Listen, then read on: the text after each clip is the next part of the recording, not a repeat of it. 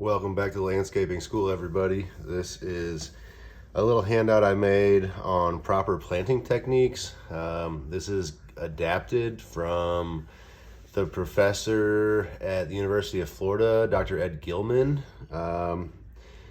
Made some how to plant tree PowerPoints, and I sat through a lecture of his, which was one of the best lectures I've ever had.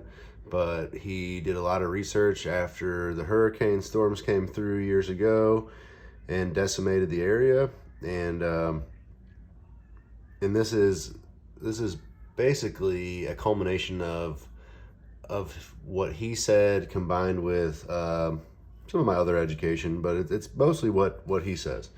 So just to start at the top, the first thing you're going to do for proper planting of anything, and again, this was from trees. I've adapted it to be for all plants, just a generic proper planting technique handout.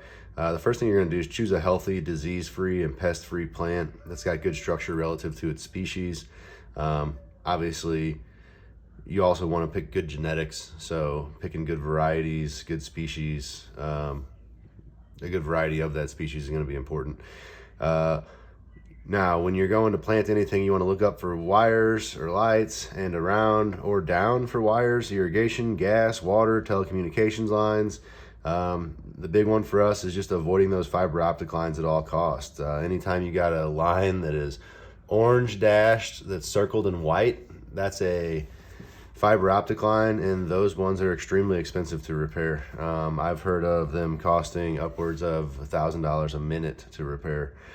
Finding the topmost root and treating root defects for the tree and the large shrubs. So for example, cutting out stem girdling roots, or for smaller shrubs and plants, just pulling roots out gently on the root ball so you can encourage horizontal growth. When you got really thick root wads, especially on trees, what's recommended is the boxing method, actually, where you just take a sharp knife or utility blade, or even like a hand saw, and you just cut that root ball into a box, cut off all those woody roots and get it back to the soft fleshy roots. That's what's gonna do the best for you.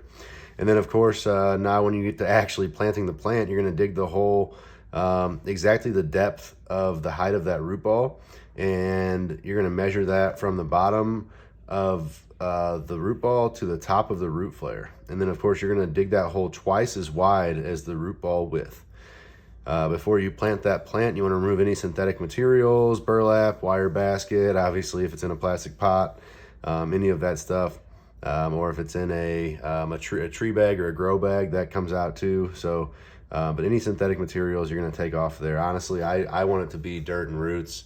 That's my preference. The research studies are inconclusive on whether or not leaving the natural burlap causes issues with the plants, or the wire basket as well. But why take the risk? In my mind, it's something that obviously would cause an issue, although the studies haven't proved that. But at least not the ones that I've been made aware of. So number 6, place the plant in the hole and position the top root 1 to 2 inches above the landscape soil. So you're basically accounting for and just preparing for a little bit of settling. And then also it allows you to build up a little bit of mulch around that tree without burying that root flare in mulch over time. And as that mulch decomposes, obviously it turns into soil. So make sure the planter tree is straight by standing a distance away and examining it from multiple angles. And then of course you want to face the fuller, healthier sides of the plant or tree towards the area from which it will be most often seen. Then you want to add back native soil and pack it firmly around the root ball. Soak the planting area until it's full of water to push any air out of any pockets in that soil.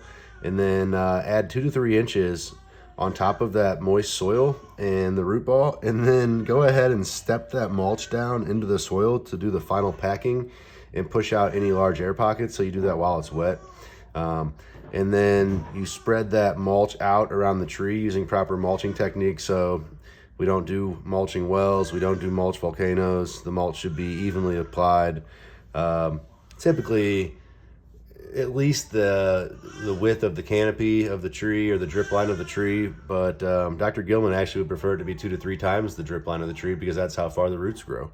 And then go ahead and stake and or prune the plant, but only if needed. We don't generally recommend pruning a plant that's just planted, and I also don't recommend staking it unless it needs to be staked. So, but that's what I consider proper planting techniques. If you guys have any questions, let me know, or if you think I need to make any improvements, please chime in. I'm always up for improving things, but this is what I teach my team, and this is what I teach my clients, and this is what I will teach my customers when I open my nursery someday. Hope you enjoyed.